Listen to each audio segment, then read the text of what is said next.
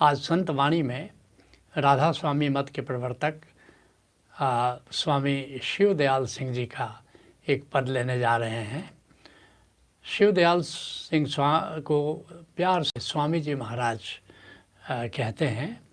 स्वामी जी का जन्म 1818 ईस्वी में हुआ और 1878 ईस्वी तक स्वामी जी आगरा की धरती पर अपना गीत गाते रहे। कहते हैं स्वामी जी महाराज, सूरत को साध छबीली हो मगनी। कहने का अंदाज बड़ा प्यारा है।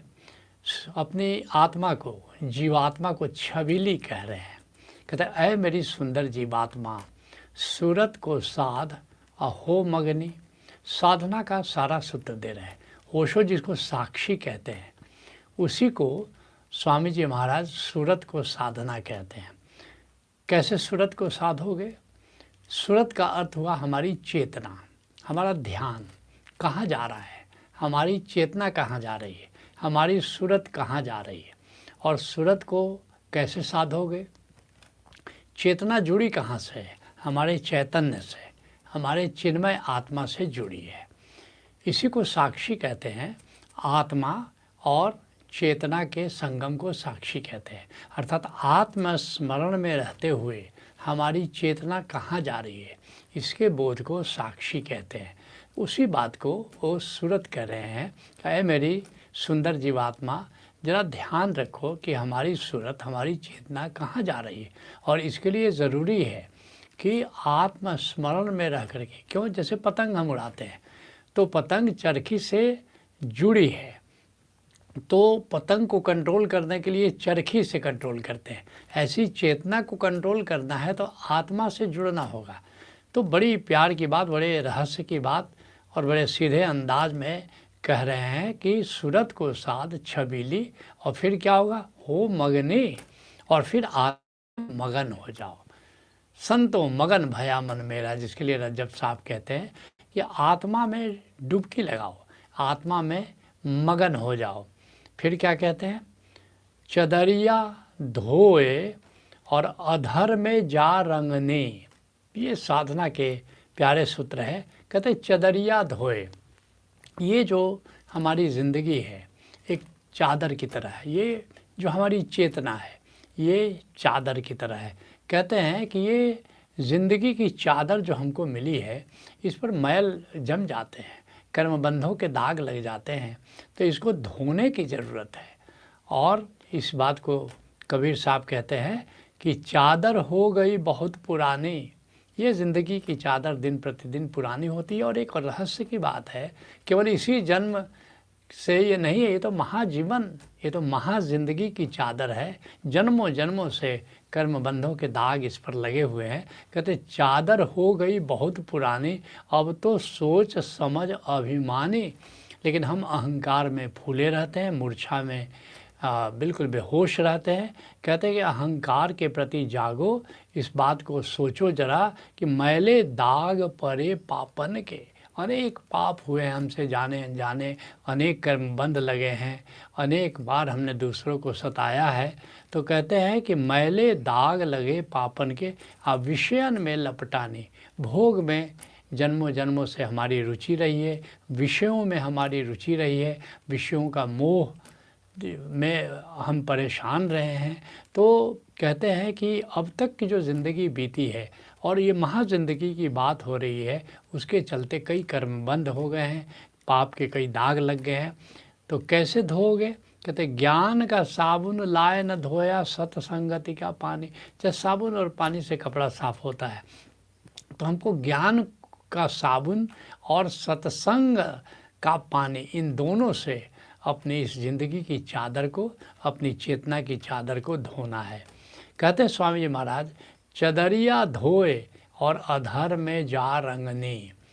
क्योंकि हम क्या करते हैं, अगर डायर्स के पास जाते हैं, धोबी के पास चादर धुलवाते हैं और किसी रंगरेज के पास जाकर के, डायर्स के पास जाकर के उसको रंगवाते हैं, तो पहले तो चादर को धोना है, निर्मल करना है अपनी चेतना को। चदरिया धोए और फिर कहते हैं अधर में जा रंगने। किसी रंगरेज के पास जाओ, उसको उस रंगरेज से चादर रंगने की कला सीखो। और उस चादर को रंगना कहाँ है? अधर में जा रंगनी। और जो भीतर अंतराकाश है वहाँ पर नूर है, वहाँ पर नाद है, वहाँ पर रंग है, और वहाँ जा कर के अपनी चादर को रंगना है। जिसको अधर कह रहे हैं उसी को बाउल फ़कीर कहते हैं। अधर मानुष, अधर मानुष मतलब आत्मा। तो आत्मा में जा कर के जो दिव्य आलोक है उस दिव्य आलोक से अपनी चादर को रंगना है। जिसके लिए गुरु अर्जुन देव जी कहते हैं, जाको हरि रंग लागो। इसी को, जिसको ज्ञानी कहते हैं कि आत्मा, उसी को संत कहते हैं, भक्त कहते हैं। चरण कमल, चरण कमल कहते हैं, जाको हर रंग लागो इस युग में सो कहियत है सूरा। जिसको गोविंद के प्रेम का रंग लग गया, गोविंद का रंग लग गया, तो गोविंद का रंग कहाँ है? गोविंद का रंग, ये गोविंद का चरण कमल है, हमारी आत्मा है। तो आत्मा में जा कर के आत्मा के रंग से अपने को रंग लेना है, अपनी चेतना को। जाको हर रंग लागो इस जग में, सो कहियत है पूरा। और क्या? सो कहियत है सूरा, वही शूरवीर है। और आत्म जिणे, हमने कहा कि जिसको ज्ञानी आत्मा कहते हैं उसी को संत परमात्मा का चरण कमल कहते हैं। कहते हैं आत्म जिणे, जिसने आत्मा को अपने जाना, सगल वश था ताके। कहते हैं कि ये सब फिर तो परमात्मा उसके वश में हो जाता है, सारी सृष्टि उसके वश में हो जाती है। आत्म जिणे सगल वश ताके, जाका सतगुरु पूरा। वो रंगरेज कौन है? सतगुरु है, पूरा गुरु है। उसी से हम आत्मा के भेद को जानते हैं और आत्मा के रंग से अपने आप को हम रंगते हैं। कहते हैं स्वामी जी महाराज, कर्म सब जार। ये जो कर्म बंधों का ये जो दाग लगा हुआ है हमको, तो जो चेतना में ये सब जो कर्म बंधों के दाग है, इसको जला देना है। कैसे लेकिन जलाओगे? कर्म बंधों को कैसे जलाओगे? कहते कबीर साहब, कर्म काट कोयला किया। इन कर्म बंध को जैसे क्या करते हैं कि कोयला के खदान से, या पहले मान लो ये वृक्ष है, ये लकड़ी है, सूखी लकड़ी है, उसको क्या करते हैं? जलाते हैं। तो फिर वो काला, देखो ये चारकोल जिसको कहते हैं, वो बन जाता है। तो कहते हैं कर्म काट कोयला किया। जैसे सूखा पेड़ है तो इसको काट दिया, काट करके फिर क्या करते हैं कि फिर उस लकड़ी को जलाते हैं। कैसे जलाते हैं? कर्म काट कोयला किया, ब्रह्म आग्नि परिजार, अग्नि से जलाते हैं। तो यहाँ पर हमको ब्रह्माग्नि से, ब्रह्म के सिमरन से, हरि सिमरन से उसको जलाना है। लोभ मोह भ्रम जारिया, सतगुरु बड़े दयार। और ये जो काम क्रोध लोभ मोह ईर्ष्या द्वेष, ये जो विकार हैं जिनके दाग लगे हुए हैं, कहते हैं कि इसको फिर जला देना है उस ब्रह्म हरि सिमरन से, आत्म सिमरन से। कहते लेकिन ऐसे नहीं होगा, ये ब्रह्माग्नि कौन देगा? ये सतगुरु देगा। और सतगुरु बड़ा दयालु है, जो हमें ब्रह्म अग्नि देता है, जिससे हम अपने कर्म बंधों को जला सकते हैं। कहते हैं स्वामी जी महाराज, कर्म सब जार लगा ले घर अग्नि। और अपने घर में आग लगा दो। किस घर की बात हो रही है? ये जो हमारी जो इस तरह से विषयों में आकर्षण है, तो ये हमारा घर बना लिया, हमने विषयों को अपना घर बना लिया है। तो उन विषयों को जला लेना है। कबीर साहब इसको बड़े प्यारे अंदाज में कह रहे हैं। कहते हैं कबीर साहब, कबीरा खड़ा बाजार में लिए लुकाठी आत। कहते हैं कि मैं बाज़ार में खड़ा हूँ और अब लुकाठी कहते हैं एक लकड़ी में कपड़ा बांध करके उसको तेल से भिगा देते, उसमें आग लगा देते, उसको कहते हैं लुकाठी। कहते लिए लुकाठी हाथ, और जो घर जा रहे अपना चले हमारा साथ। जो मैंने अपने विषयों के घर को जला दिया है, अब जो अपना विषयों का घर जलाने को तैयार है वो मेरे पास आए और मेरे साथ चले। कहते स्वामी जी महाराज, मान मद छोड़ दूर कर सब विघ्ने। बस क्या कहते हैं? ये अहंकार, ये मूर्छा, इनका त्याग करो और फिर देखोगे इसी के चलते दुख है, इसके चलते ही विघ्न है, इसके चलते ही आपदा है। एक बार अहंकार को त्याग दो, एक और अहंकार के चलते कामना है, एक बार कामना को त्याग दो तो फिर तो तुम सारे विघ्न दूर हो जाते हैं। जिसके लिए पलटू साहब कहते हैं, मान मनि हो फना, अहंकार को और अपने मन को इसको विसर्जित कर दो, इसको फना कर दो, नूर तब नज़र में आवे। और फिर तुम देखोगे कि भीतर आत्मा में झांकना शुरू करोगे, वहाँ दिव्य आलोक जगमगा रहा है। कहते बुरका डारे टारे, जिसको कबीर का साहब कहते हैं ना, घूंघट का पट खोल रहे तो है पिया मिलेंगे। तो ये जो तुमने अपना ये जो घूंघट डाल रखा है मूर्छा का, अज्ञान का, इन सब को हटाओ, खुदा बा खुद दिखलावे। और फिर तो खुदा खुद परमात्मा जो आत्मा रूप में विद्यमान है वो दिखाई देना शुरू हो जाता है। कहते हैं स्वामी जी महाराज, सोना छोड़ रैन का रहो जगनी। और कहते हैं ये ज़िंदगी को तुमने एक काली रात बना लिया है और मूर्छा में सो रहे हो, अब जागने का वक्त आ गया, अब जागो। और जागना क्या है? आत्मा के प्रति जागना ही असली जागना है, और आत्मा के प्रति सोना ही असली सोना है। जिसके लिए कबीर साहब कहते हैं, कबीर सोता क्या करे, उठ के जपो दयार। अरे क्यों मूर्छा में अज्ञान में सो रहे हो, उठो जागो और गोविंद को जानकर गोविंद का स्मरण करो।